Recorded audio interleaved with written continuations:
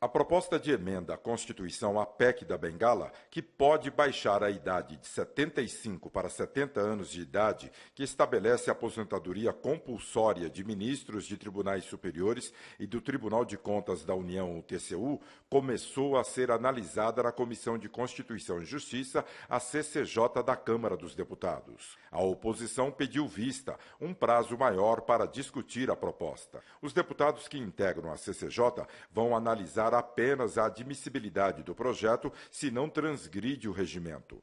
A proposta da deputada Bia Kicis, do PSL do Distrito Federal, obriga que a aposentadoria dos ministros seja aos 70 anos de idade e não, como é hoje, aos 75 anos. O ministro aposentado do Supremo Tribunal Federal, Marco Aurélio, que se aposentou compulsoriamente no meio deste ano, aos 75 anos de idade, defende que, no caso da Suprema Corte, o cargo deve ser até quando a pessoa conseguir exercer as atividades. Mas, principalmente em relação ao Supremo, o cargo devia ser vitalício, como é, porque o nosso Supremo Corte foi criada no modelo americano, tomando como base o modelo americano, devia ser vitalício mesmo, enquanto viver e tiver condições de prestar serviços. Mas nós temos a compulsória, os 75. Eu acho que, em termos de administração pública, foi um avanço.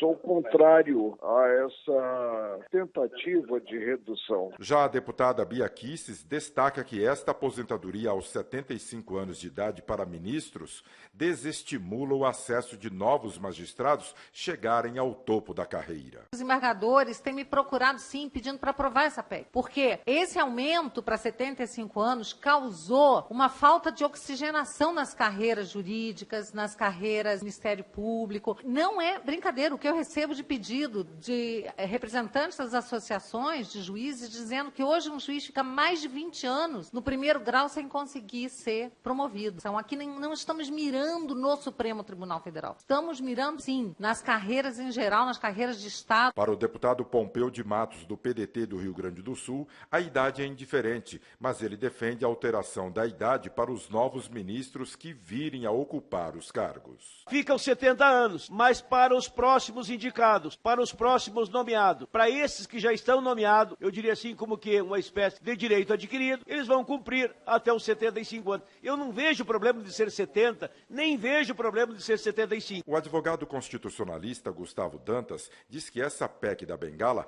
não passa de uma manifestação política, uma vez que as decisões no Supremo Tribunal Federal mexem com a vida do povo brasileiro. Ela é uma reação política sempre à atuação do Supremo Tribunal Federal. Isso muitas vezes ocorre quando existe essa tensão, né, entre os poderes. Então essa PEC é uma tentativa de limitar o poder tanto do presidente da República, principalmente, e do Poder Judiciário, no caso do Supremo Tribunal Federal. E por que essa limitação? Porque sempre influencia na possibilidade de indicação ao cargo de ministro do Supremo Tribunal Federal. As decisões que ocorrem ali no âmbito do Supremo Tribunal Federal, elas influenciam diretamente a vida de toda a sociedade. De acordo com o advogado especialista em direito constitucional Júlio César Hidalgo, quando se estabeleceu a idade de 70 anos para que ministros de tribunais superiores se aposentassem obrigatoriamente, a perspectiva de vida era menor. Segundo ele, hoje a situação é diferente. Eu vejo com muito maus olhos essa questão da PEC da Bengala. Por que eu vejo isso com maus olhos? Porque há alguns anos a aposentadoria compulsória realmente ocorria aos 70 anos, mas chegou-se à conclusão que isso não fazia mais sentido na medida em que esse prazo de 70 anos foi estabelecido décadas atrás, quando a expectativa de vida do brasileiro era muito menor. Com o aumento da expectativa de vida do brasileiro,